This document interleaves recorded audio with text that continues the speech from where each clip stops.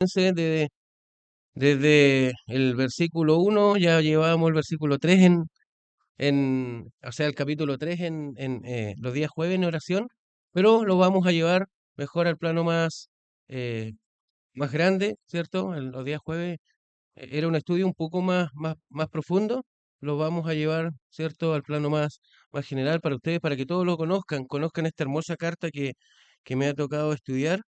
Y vamos a comenzar, ¿cierto?, con estos primeros 8 versículos, capítulo 1, versículos 1 al 8, y vamos a hacer una pequeña introducción. Primero, ¿cierto? Ahí está el apóstol Pablo escribiendo desde la cárcel. La epístola de los Colosenses, hermano, es una hermosa carta, ¿cierto? Una de las cartas denominadas cartas de la prisión. No sé si recuerdan cuando hemos estado estudiando. Y bueno, justamente Pablo entre el año 60 y 62, ahí los más estudiosos dicen que entre el 61 puede que haya escrito justo esta carta ahí en Roma mientras estaba preso, ¿cierto? Y escribe también otras 3 cartas que son Filemón, Efesios y Filipenses. Por eso se le llama carta de la prisión. Esta carta, hermano, una carta muy hermosa, pero le da un énfasis especial, ¿cierto?, a lo que es la doctrina de Cristo, ¿ya? Pero haciendo, como le digo, un punto muy importante, y mencionando un punto muy importante, que es la superioridad de Cristo y la suficiencia de Cristo en la vida del creyente.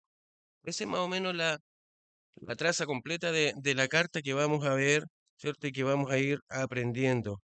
Y sobre todo, ¿cierto?, esta superioridad de Cristo referente a algunas herejías que estaban amenazando ahí a la iglesia de Colosa, que también las estudiamos. No sé si recuerdan estas filosofías de el ascetismo, ¿se acuerdan? El ascetismo rígido, el legalismo judío, el misticismo, que eran justamente filosofías que buscaban, ¿cierto?, buscar un poco de espiritualización, por decirlo de alguna forma, pero negándose o privándose de algunas cosas, ¿cierto? Como comida, bebida, que finalmente Pablo va a desechar todo eso porque son cosas inventadas por hombre, dice él, y nos enseña que prácticamente Cristo es suficiente para nuestras vidas. Y bueno, estas cosas tenían algo bien en común.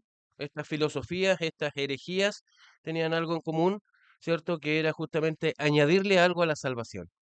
Y lo que nos dice Pablo acá, ¿cierto? Y advierte ahí a los hermanos de Colosa que Cristo es suficiente en la vida de ellos y en la vida de nosotros también. Aunque estos peligros, hermanos, era lo que podía ocurrir en esos días, en aquellos días, ¿cierto? Al día de hoy también siguen siendo un desafío para nosotros como iglesia al día de hoy.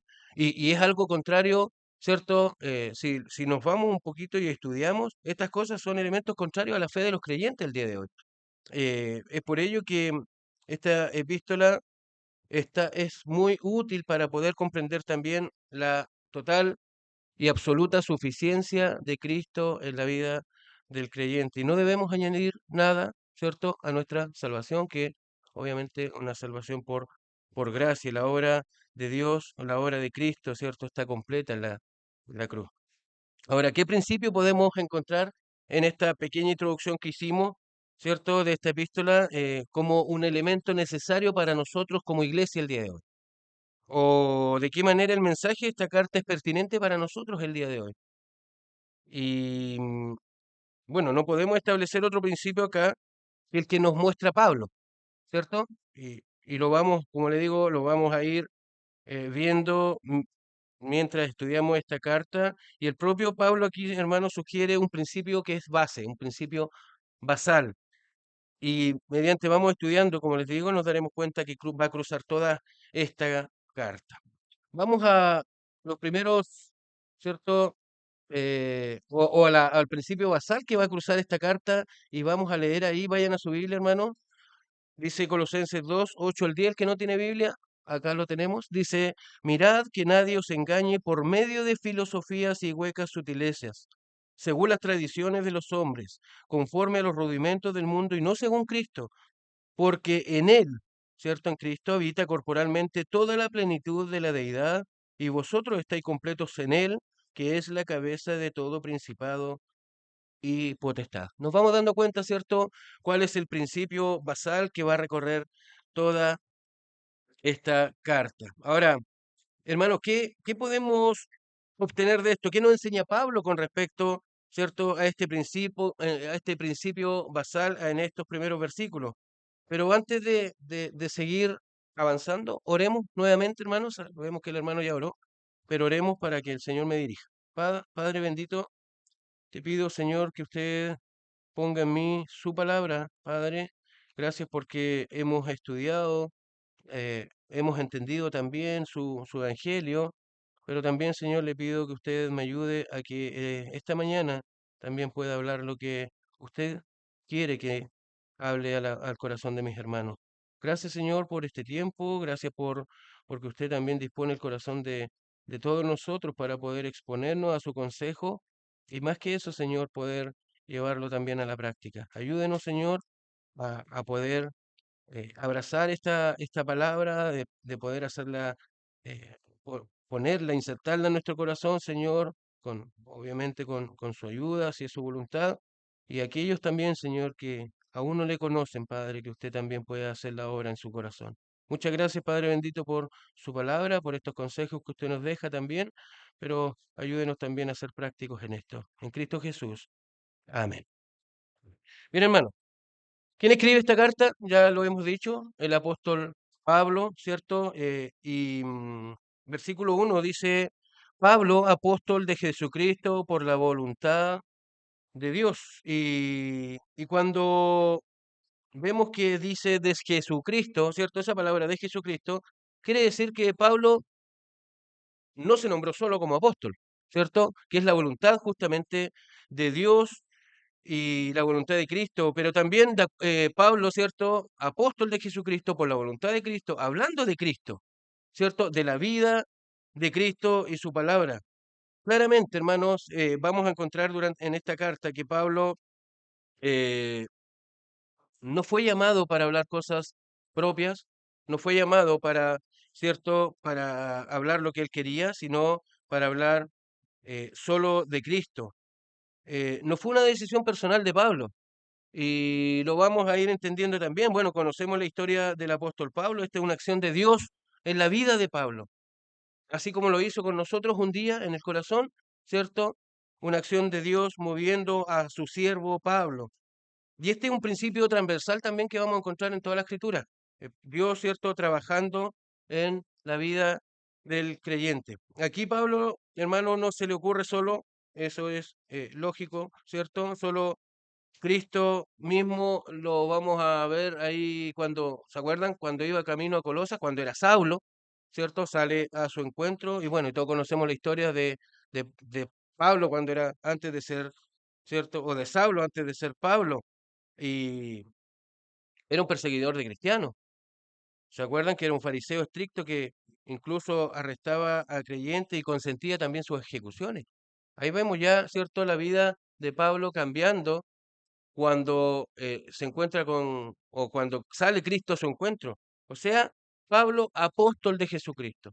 Pablo actuando conforme, ¿cierto?, a cómo es movido por Dios su corazón. Vemos un tremendo cambio en el corazón de Pablo.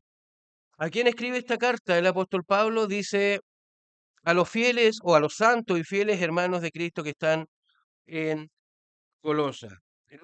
Pablo básicamente, ¿cierto?, es para los hermanos de Colosa, esta carta, y a la iglesia, a todos los santos y fieles, dice Pablo. O sea, podemos entender también que el ser fiel en Cristo también es una vocación del creyente, es una vocación que tenemos que tener todos los días. Ahora bien, luego de esto, ¿cierto? ¿Qué es lo que Pablo quiere enseñar en los siguientes versículos? Que lo vamos a ver, ¿cierto? Lo primero que tenemos que observar aquí son dos grandes ideas que tiene esta carta, o estos dos primeros textos que vamos a ver. Eh, la primera, versículo 3 al 8, que es lo que justamente vamos a estar viendo el día de hoy, y la segunda, que no lo vamos a ver hoy, obviamente, es los versículos de 9 al 14. Hoy solamente veremos, ¿cierto?, esta primera parte, Colosenses 1, del 3 al 8, como bien oró mi hermano Carlos, siempre orando por vosotros, damos gracias a Dios, Padre de nuestro Señor Jesucristo, habiendo oído de vuestra fe en Cristo Jesús y del amor que tenéis a todos los santos, a causa de la esperanza que os está guardada en los cielos, de la cual ya habéis oído por la palabra verdadera del Evangelio, que ha llegado hasta vosotros, así como a todo el mundo, y lleva fruto y crece también en vosotros desde el día que oísteis y conocisteis la gracia de Dios en verdad, como lo habéis aprendido de Epafras, nuestro consiervo amado, que es un fiel ministro de Cristo, para vosotros, quien también nos ha declarado vuestro amor en el Espíritu. ¿Cuál es el punto central, hermano, de esta sección? En primer lugar, quiero que veamos cuatro aspectos que son muy importantes que vamos a anotar acá, ¿cierto? Y los voy a tratar de explicar conforme al orden de los versículos y también vamos a sacar mucha enseñanza y mucha doctrina acá y lo vamos a ir viendo. El primer concepto que quiero que veamos, ¿cierto? Es Pablo y la importancia de la oración. Versículo 3 dice, siempre orando por vosotros, damos gracias a Dios Padre de nuestro Señor Jesucristo. Para Pablo, hermano, era importante la oración. Era muy importante. ¿En qué sentido para Pablo, cierto, era trascendental esto de orar? Y dice el versículo 3 siempre, siempre y con gratitud. Pablo acá no nos indica que la oración debe ser solamente utilizada antes de ir a dormir, antes de comer, sino que es en todo tiempo. Pablo hizo de la oración un estilo de vida, una costumbre. Entonces, cuando nosotros entendemos esto y cuando vemos esto en la Escritura, para nosotros también, ¿cierto? Debe ser una norma. ¿En qué tiempo oramos, hermano, nosotros? ¿Cómo oramos? ¿Cuando estamos en problemas solamente? ¿Cuando tenemos problemas de salud? Pablo dice que siempre. La Escritura nos llama a orar en todo tiempo. Cuando estamos bien, cuando estamos mal, cuando tenemos problemas. Pero también nos dice, ¿cierto? La Escritura que siempre y con gratitud. Hermano, siempre debemos orar, ¿cierto? Eso está claro en la palabra. Y no solamente, como dije, cuando tenemos un problema. En este caso, ¿qué hacía Pablo? Oraba por aquellos hermanos de Colosa y daba gracias al Señor, ¿cierto? Por su vida. A pesar de que vamos a ver más adelante de que Pablo aún no los conocía. Oraba por todos los santos de Colosa, que aún no los conocía. Y note, era una costumbre del apóstol, ¿cierto? Podríamos decir que Pablo tenía una teología de la oración bien arraigada en su vida. Y eso es lo que quiere Pablo también para la iglesia el día de hoy, que nosotros como creyentes podamos orar. Nosotros los días jueves nos juntamos a orar acá y oramos por los problemas de los hermanos, ¿cierto? Exponemos nuestra gratitud al Señor, pero también pedimos oración por algunas cosas. Y eso es lo que hacía el apóstol Pablo. Algunos versículos, hermano, ¿cierto? Que podemos también encontrar referente a la importancia que le da la escritura a la oración. Romanos 15:30, no lo busquen, está acá, dice, pero os ruego, hermanos, por nuestro Señor Jesucristo y por el amor del Espíritu, que me ayudéis orando por mí a Dios. ¿Recuerdan cuando Pablo se propone ir a Roma, cierto? Y tiene que pasar por los rebeldes que estaban en Judea, él les pide que puedan orar también para poder acompañarles en oración. La importancia de la oración, hermano. Efesios 6:18 también dice, orando en todo tiempo, con toda oración y súplica en el Espíritu y velando en ello, con toda perseverancia y súplica por todos los santos. Esa es la importancia de la oración, hermanos, orar como lo hacemos, como les dije los días jueves, orar en casa, orar en familia, por todos los santos. Colosenses 4:3 también dice, orando también al mismo tiempo por nosotros, para que el Señor nos abra puerta para la palabra, a fin de dar a conocer el misterio de Cristo, por cual también estoy preso. Tremendo, hermanos, cómo podemos, ¿cierto?, sacar doctrina de esto y poder aprender, ¿cierto?, que la oración era parte de la vida de Pablo, pero también nos enseña que tiene que ser parte de la vida del creyente. Y esto es muy importante para Pablo, ¿cierto? Porque está instruyendo a los hermanos de Colosas, sin conocerlos, los está instruyendo en doctrina. Pero además, ¿cierto? Oraba y agradecía al Señor porque era una buena iglesia. Pablo dice, yo sé que ustedes tienen bien puesto su corazón, lo tienen puesto en Cristo Jesús, pero también aman a sus hermanos. Voy a orar por ustedes y en todo tiempo. Ahora, ¿qué pedía Pablo por ellos? No sé si recuerdan ahí el versículo 9, capítulo 1. Dice, por lo cual, ¿cierto? Nosotros, desde el día que lo oímos, no cesamos de orar por vosotros y pedir, ¿de qué? Que seáis llenos del conocimiento de su voluntad en toda sabiduría e inteligencia, ¿cierto? Espiritual.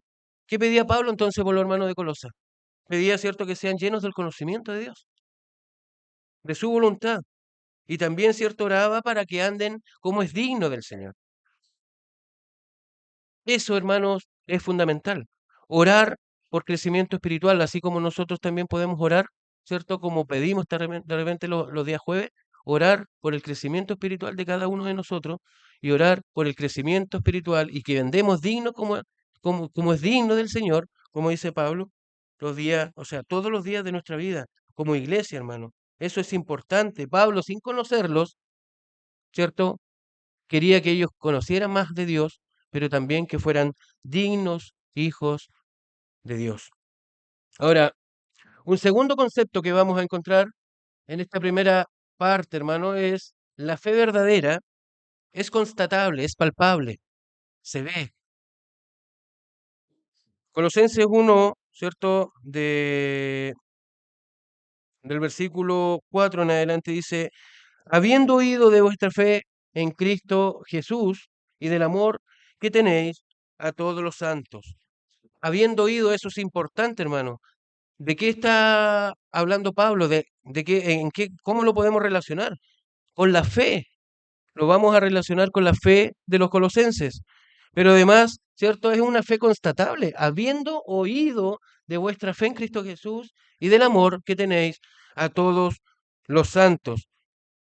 Epafra, ¿cierto, hermano? Viaja a Roma porque ve que la iglesia en Colosa estaba teniendo algunos problemas de herejía, falsos maestros que querían enseñar algunas cosas, ¿cierto? Como rituales, costumbres, y Pablo y Epafra viaja donde está Pablo, ¿cierto? Preso, y le comenta esto, ¿cierto? Habiendo oído, y cuando Pablo escribe, ¿cierto?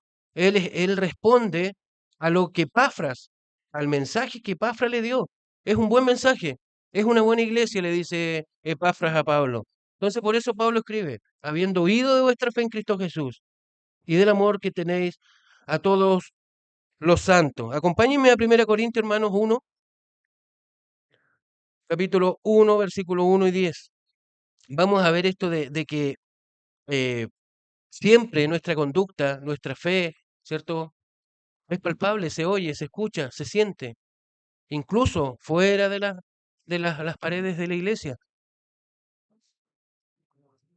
1 Corintios 1,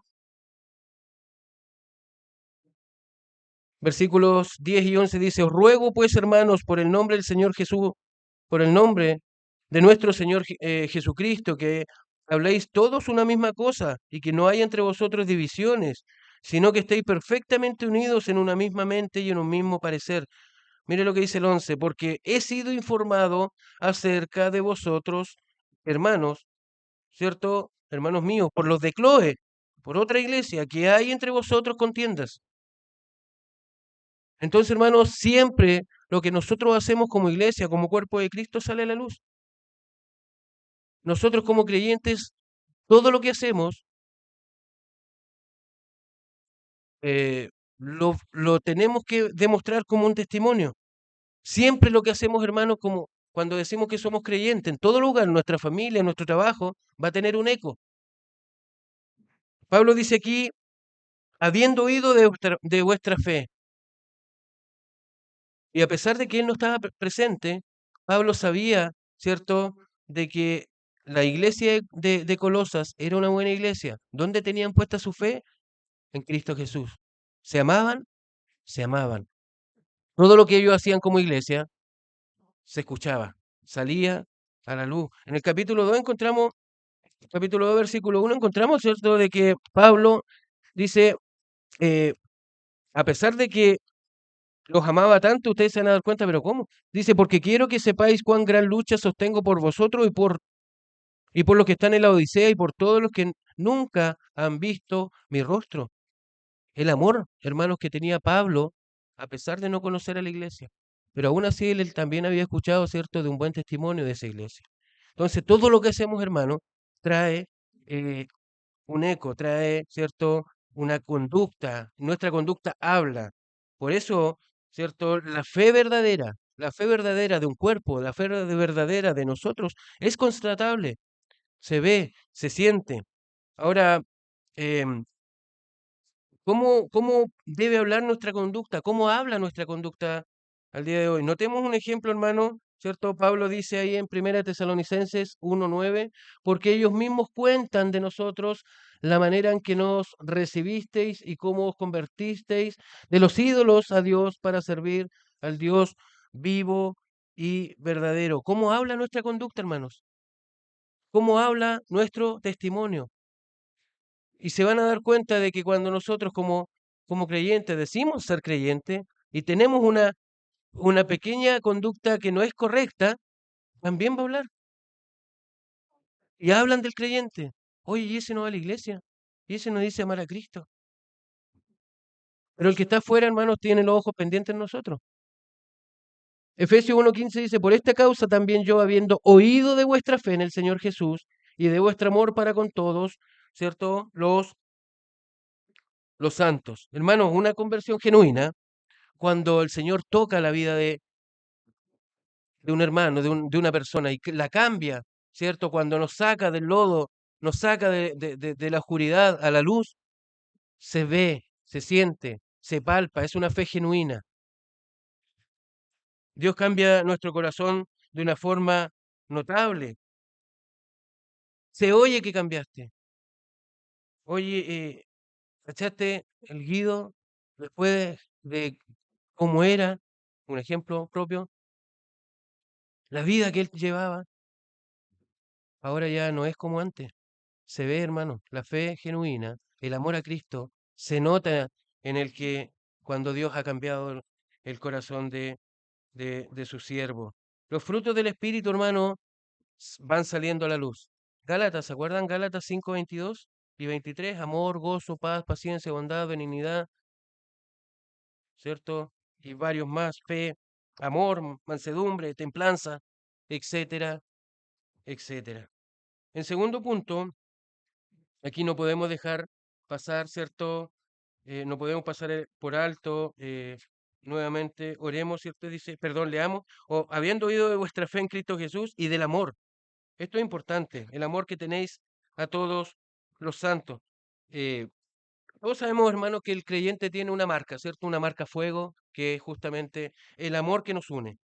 Y Pablo tampoco ignora este aspecto y lo hace, ¿cierto? Lo hace mención aquí en este versículo, habiendo oído de vuestra fe en Cristo Jesús, pero también del amor, ¿cierto? Que tenéis con todos los santos. Hermanos, cuando podemos hacer una comparación, ¿cierto? De este amor que a veces se nota, que es palpable, del amor del creyente por lo general, ¿cómo lo vamos a ver? Oye, el hermano tiene amor. Porque básicamente lo podemos comparar a veces con un abrazo, con un beso, con un mensaje, con lo material incluso, ¿cierto? Podemos comparar el amor con esto, algo más como práctico. Son buenas intenciones, sí, pero hay algunas cosas, ¿cierto, hermano? Que quizás no están tan explícitas em, en la vida de cada uno de nosotros, pero que también es amor. Y es el amor que Dios ha puesto en nuestro corazón. Por ejemplo, amor también, y esto es importante, hermano, es no hablar a espaldas de nadie. Y lo podemos, ¿cierto? graficar de mejor manera cuando eh, nosotros mismos nos hemos dado cuenta que estamos comiendo pastor asado, o a cualquier tipo de hermano, o a cualquier hermano. Eso también es amor, hermano. Amor también es confrontar, decir las cosas a la cara, decirle, hermano, tú no estás bien, tienes que hacer esto, que el Señor, cierto, voy a estar orando por ti para que el Señor te ayude. Eso también es amor. Cuando eh, ocultamos también la verdad por conveniencia, por amistad, también es amor. El Señor acá nos manda, hermanos, a confrontar el pecado,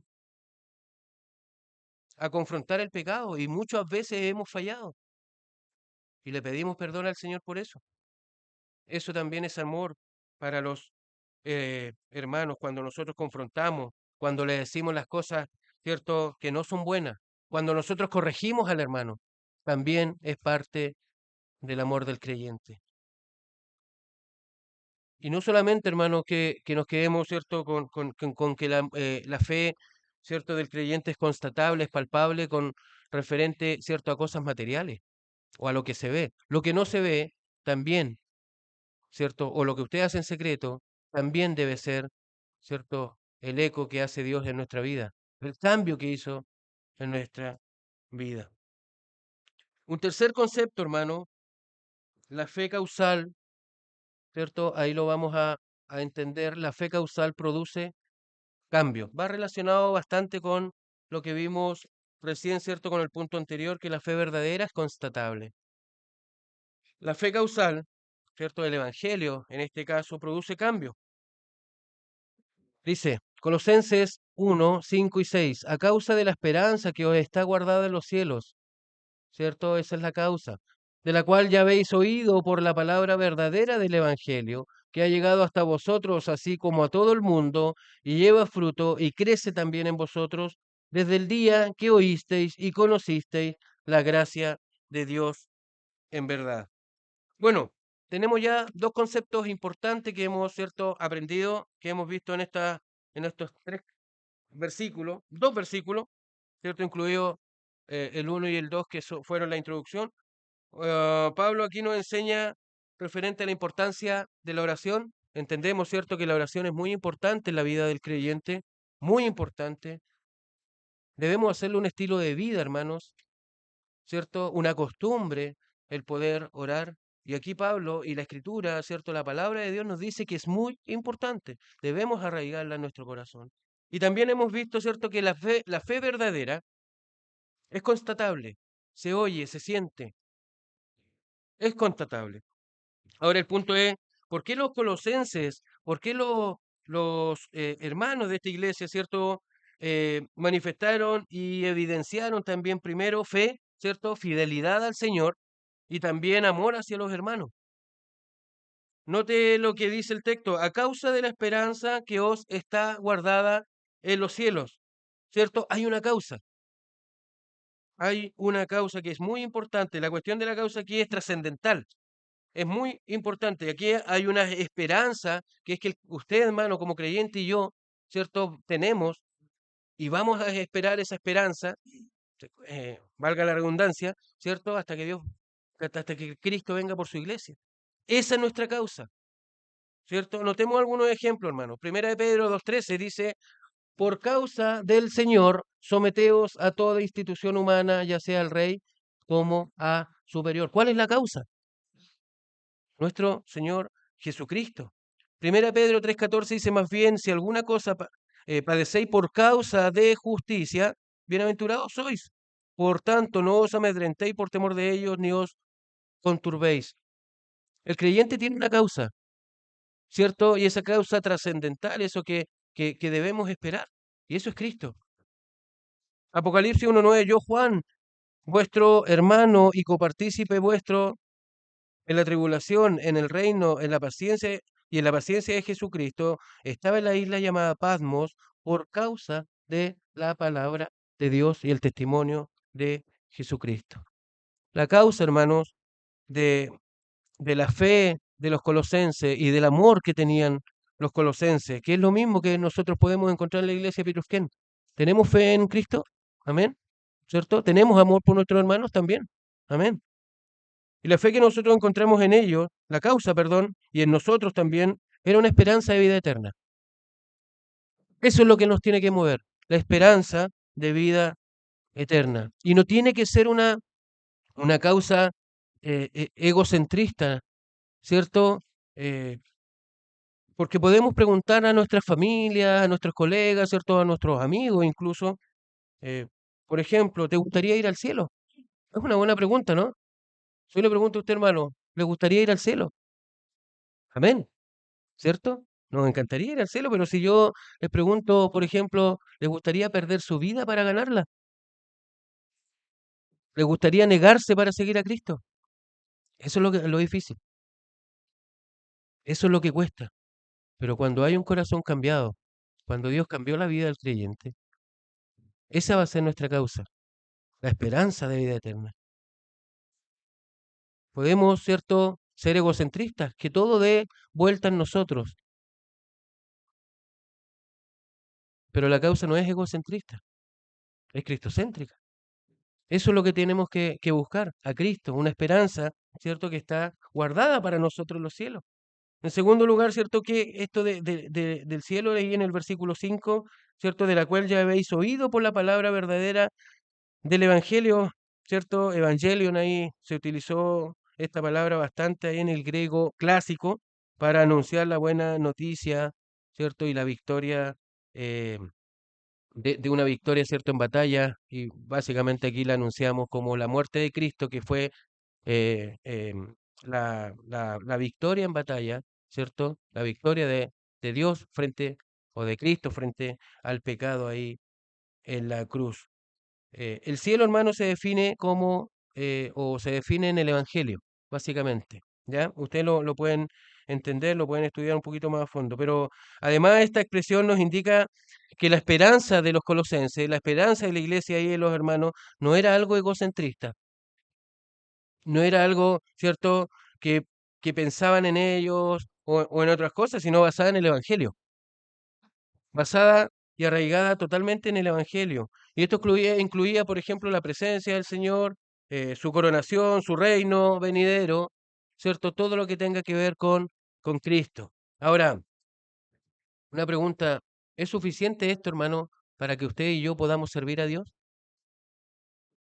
¿Cierto? Esta causa que tenemos guardada en los cielos, que es lo que va a trascender también en la vida de cada uno de nosotros, ¿es suficiente para poder servir a Cristo, no? Es totalmente suficiente, hermano. La fe, hermano, como causa que hace, provoca cambios en la vida del creyente, en las personas. Produce cambios. Y esto se ve también en toda la oración del versículo. Notemos nuevamente la tercera idea que estamos viendo acá. Dice, a causa de la esperanza que os está guardada en los cielos, de la cual ya habéis oído por la palabra verdadera del Evangelio, ¿cierto? Que ha llegado hasta vosotros, así como a todo el mundo. ¿Y qué hace? Lleva fruto y crece, desde el día que oísteis y conocisteis la gracia de Dios en verdad. Notemos algo referente a esto, hermano, para nosotros, ¿cierto? Como iglesia, debemos, si nos vamos ahí al versículo 4, los verdaderos creyentes, ¿cierto? Cada uno de nosotros, a la luz de lo que Pablo enseña, debemos tener una fe real, amar a nuestros hermanos, porque tenemos también que pensar que hay una causa, ¿cierto? Guardada en los cielos, que es Cristo, ¿cierto? Verlo cara a cara, que tenemos cada uno de nosotros. O sea, ¿por qué los hermanos de Colosa, ¿cierto? Tenían su fe puesta en Cristo y se amaban ellos, ¿cierto? Y amaban también a otros hermanos de otras iglesias, dice un poco más adelante. ¿Por qué? Porque tenían una causa. Esa causa era la esperanza que estaba guardada en los cielos. Versículo 5 dice, la esperanza que tenemos en los cielos es parte del contenido, ¿cierto?, del Evangelio. Pero además, ¿qué hace? Lleva fruto. Ese Evangelio lleva fruto en la vida del creyente. ¿Qué más? Y crece también. Ahora, cuando la gracia de Dios, hermanos queridos, va alcanzando a un creyente, ¿cierto? A una persona, cuando nos alcanzó en algún momento a nosotros. Entonces, ¿qué hizo? Un cambio en nuestro corazón, un cambio en nuestro estilo de vida, ¿cierto? Pasamos de estar muertos, ¿cierto? A tener vida. Y eso, hermanos, se tiene que palpar, se tiene que notar, tenemos que demostrar frutos.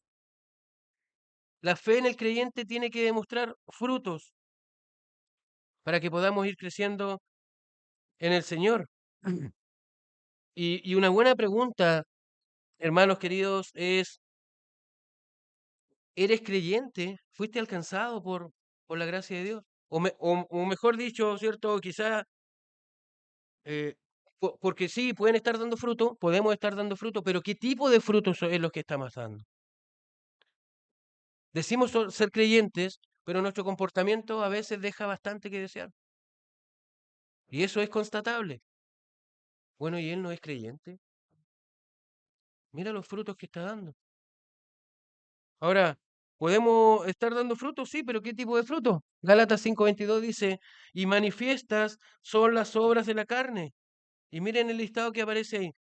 Adulterio, fornicación, inmundicia, lascivia, idolatría, hechicería, enemistades, pleitos, celos, iras, contiendas, disensiones, herejías, envidias, homicidios, borracheras, orgías y cosas semejantes a estas. ¿Qué tipo de fruto estoy dando?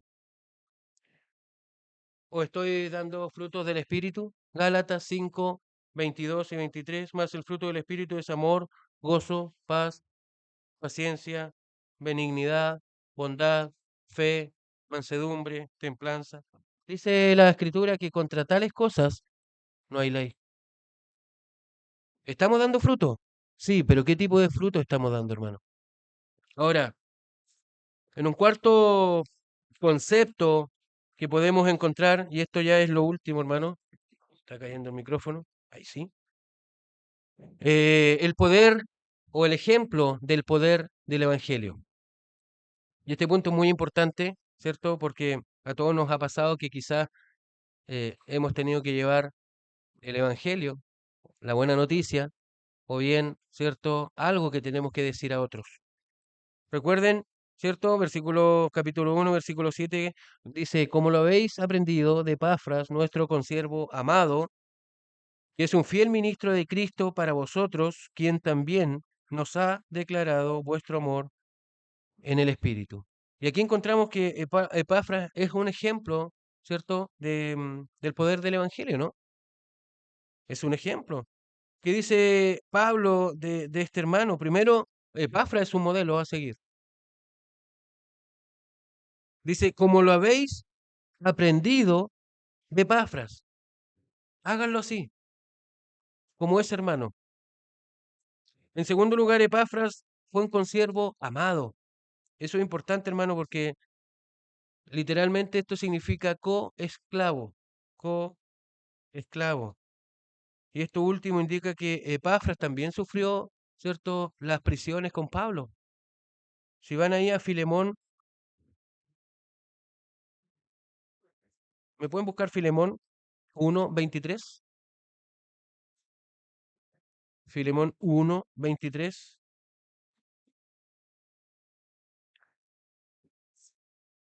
¿Quién lo tiene?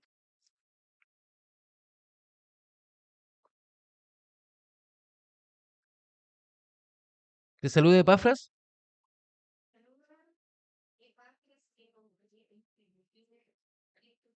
Amén.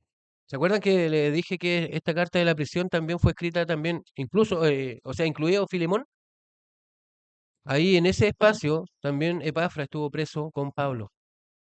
Entonces, por eso le llama a mi consiervo amado, porque lo más probable, ¿cierto?, es que estaba aludiendo ahí el sufrimiento que también Epafras tuvo con Pablo a causa de, ¿cierto?, de su fe.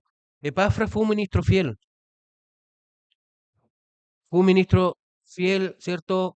Recuerden que Epafras también fue fundador de la iglesia en Colosa y fue alguien fiel que administró la palabra del Señor. No dice un hermano buena onda, no, dice un hermano fiel. Tampoco dice que es un hermano que pone los sentimientos por sobre la escritura. No, dice un hermano fiel. Y fiel aquí, hermano, significa digno de confianza. Digno de confianza. Una persona que es digna de confianza, hermano, no podría ser un hermano autónomo, sabiendo, ¿cierto?, que está bajo el paraguas de una iglesia, ¿cierto?, donde hay un pastor, donde hay un liderazgo. Obviamente nosotros también tenemos que ser eh, em, subordinados los unos de los otros. Eso está claro en la escritura, ¿cierto? Pero no es un hermano autónomo, ni debe ser un hermano subordinado, ¿cierto? Y digno de poder entregarle la confianza. Eso es lo que era Epafra. Era un ejemplo, era un hermano fiel. Y esto de entregarle Pablo la confianza de Epafra, ¿cierto? Su tutor, su tutor, porque recuerden que Epafras viaja 1300 kilómetros en esos tiempos a buscar consejo de quien más creía que lo podía ayudar. Y eso es un mensaje para nosotros también, hermano. Ustedes tienen su pastor acá en la iglesia, tienen su liderazgo, tienen hermanos maduros en la fe. No busquen otro lugar, no busque consejo en otro lugar, búsquelo en su iglesia. Epafras fue un modelo y Pablo nos dice, hagamos, ¿cierto? Y seamos eh, imitadores de Epafras. Él es un modelo. Y Epafras, ¿qué hace? Viaja y comenta el problema que estaba surgiendo en Colosa y le dice, Pablo, ayúdame. Y por eso Pablo escribe. Pero busquen el consejo donde tienen que buscarlo. Y, y esto de ser subordinado de esta forma, hermano, no muchos quieren serlo el día de hoy. Lo encontramos fuera de la iglesia, pero también, ¿cierto? Un problema que encontramos hoy dentro de las iglesias. Y una subordinación no es que su pastor o su liderazgo, hermano, quiera instruirles a ustedes o hacerlo hacer cosas, no sé, pues, una subordinación militar, por decirlo de alguna forma, ¿no? Es una subordinación a la palabra, a la escritura. Recuerden que el pastor y los ancianos también tienen una responsabilidad, que es guiar a la grey. Es una subordinación de guía. Y cuarto, hermano, la última frase también nos enseña, ¿cierto?, de Epafra, que él tampoco tenía un alto concepto de sí mismo.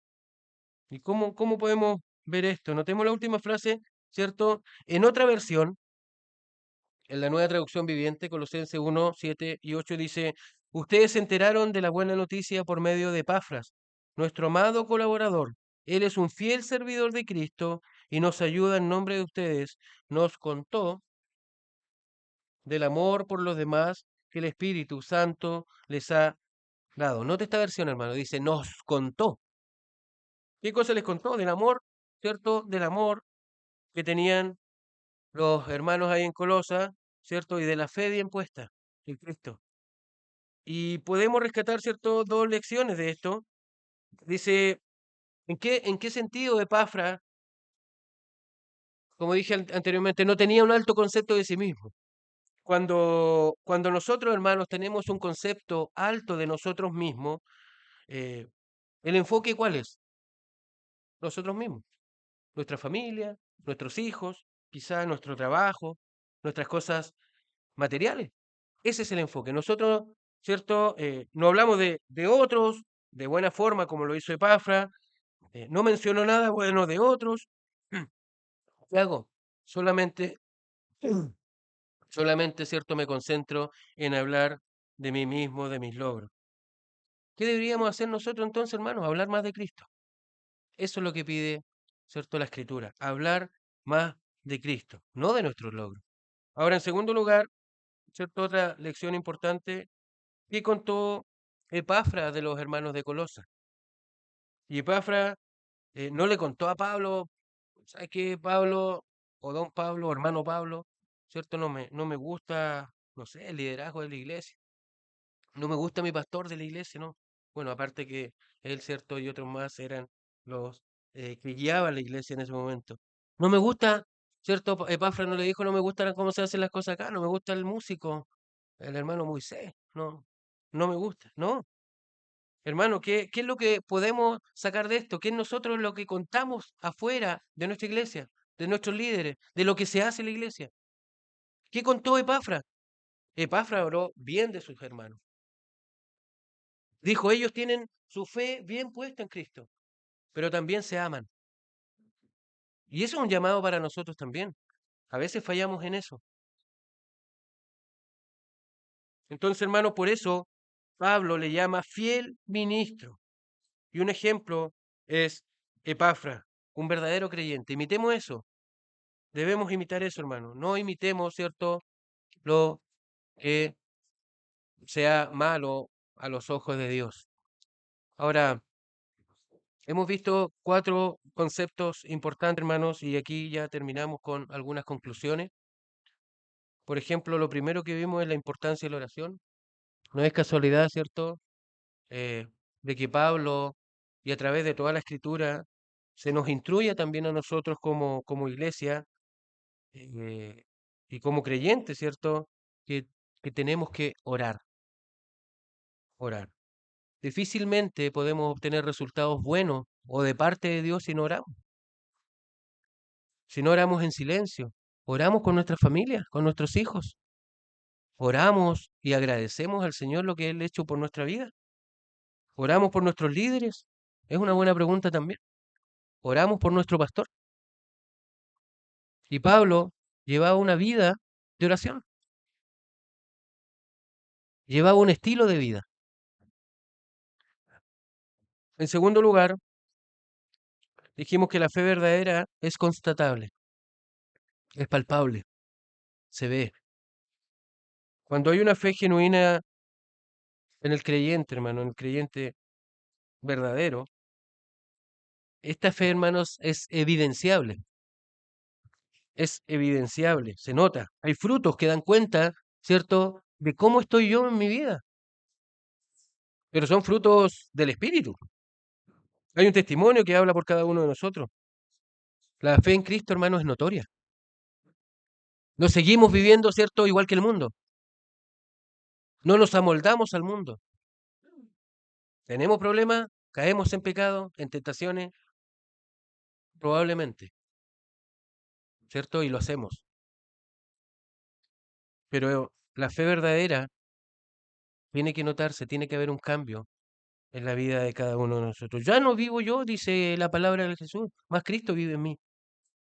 En tercer lugar, el Evangelio produce cambios, que va muy de la mano con esto de la fe que es constatable. Cuando nos encontramos, hermanos, con creyentes o pseudo creyentes, ¿cierto?, que llevan una vida totalmente desordenada, viviendo conforme, ¿cierto?, vive el mundo. Y se amoldan cada vez más a este mundo, ¿cierto?, siguiendo modas, persiguiendo, ¿cierto?, algunas cosas que son del mundo. Francamente, hermano, estamos frente a personas que quizás ya aún no han sido transformadas por el Señor, que aún no han cambiado su corazón. Y, y el Evangelio va a producir cambios, sí. Algunos más rápido, como nos enseña el pastor. Algunos crecen más rápido, otros más lento, pero ¿qué hace el creyente? Avanza, avanza y produce cambios en la vida. El pecado, hermano, ¿qué debe hacer en la vida de un creyente? Debe estorbar. El pecado debe estorbarnos y darnos cuenta de que Dios ya quitó lo que ya no servía en nuestra vida. Dios ya hizo esa parte. Quitó ya lo que no debía estar en, en nuestro corazón. Es probable, hermano, que si su comportamiento es igual, o el mío es igual al comportamiento, ¿cierto?, que tenemos, que tiene el mundo, y llevamos una vida de desorden, pecados ocultos que no hemos confesado, ¿cierto? Probablemente, hermanos, eh, y a veces es duro decirlo, pero hay que decirlo, no han tenido un cambio de corazón. Aún siguen siendo inconversos y francamente estamos frente a personas que no han sido convertidas por el Señor. Y finalmente, hermanos queridos, bueno, el ejemplo del poder del Evangelio lo vimos en el hermano Epafra. Podemos imitar al hermano Epafra, podemos imitar a muchos hermanos que son piadosos, Sí, no hay problema. Imitar lo bueno. Pero cuidado con también ser ciegos. ¿Y por qué lo digo, hermano? Porque nosotros como seres humanos pecamos, fallamos. Y en algún momento ese hermano, cierto, piadoso, les va a fallar. Cristo no falla. La escritura, cierto, de Dios es infalible, no falla. Pero sí, el ser humano, cierto, podemos fallar. ¿Y qué pasa de que cuando seguimos estas tendencias, eh, debemos eh, tener mucho cuidado, como decía, porque a veces aparecen modas, filosofía, ¿cierto? Algunas cosas por ahí, como también lo advierte el apóstol Pablo. Podemos imitar a Epafras perfectamente, sí, es un buen modelo. Podemos imitar a Pablo también, no hay ningún problema. Pero principalmente, hermanos queridos, el llamado a que seamos imitadores de Cristo. Imitadores de Cristo. Nadie como Cristo es más digno de confianza. Ninguno fue más humilde y sencillo que Cristo. Él es digno, hermano, no el hombre. Pero el poder del Evangelio va a producir cambio. Sí, produce cambio en nosotros. Y eso nos va a llevar, hermanos, a cambiar nuestra conducta, nuestra vida, nuestro comportamiento. ¿Qué debemos hacer entonces? Aferrarnos totalmente al Evangelio de Cristo. Y esa esperanza eterna que, cierto, que hablaban los hermanos de Colosa. ¿Por qué ellos demostraban, cierto, ser como eran? Porque confiaban y tenían en su corazón esa esperanza eterna que estaba en los cielos. Y eso es lo que va a trascender para nosotros. Eso es lo que trasciende para el creyente. Que el Señor, hermano, nos ayude a serle fiel solamente a la Escritura. Recuerden, seamos hombres de oración, mujeres de oración, que nuestra vida y que nuestras actitudes se demuestren que somos creyentes. Que nuestro testimonio, hermano, sea moldeado por Cristo. El Evangelio produce cambios, sí, produce cambios en nuestra vida, pero también debemos dejarnos moldear por el Evangelio, no seguir modas. Y también, ¿cierto?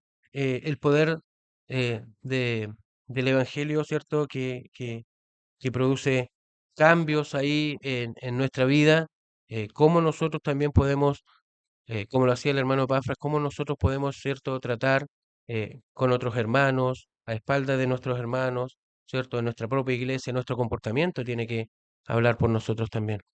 Amén. Así que el Señor nos ayude a serle fiel solo a Cristo, solo a su palabra, y gracias, Señor, también por esta oportunidad que nos regala de poder exponernos a ella. Oremos, hermano. Padre amado, muchas gracias le damos a usted por este tiempo, porque usted es bueno, Señor, porque también usted nos instruye mediante su palabra. Ayúdenos, Padre, a serle fiel solamente a usted.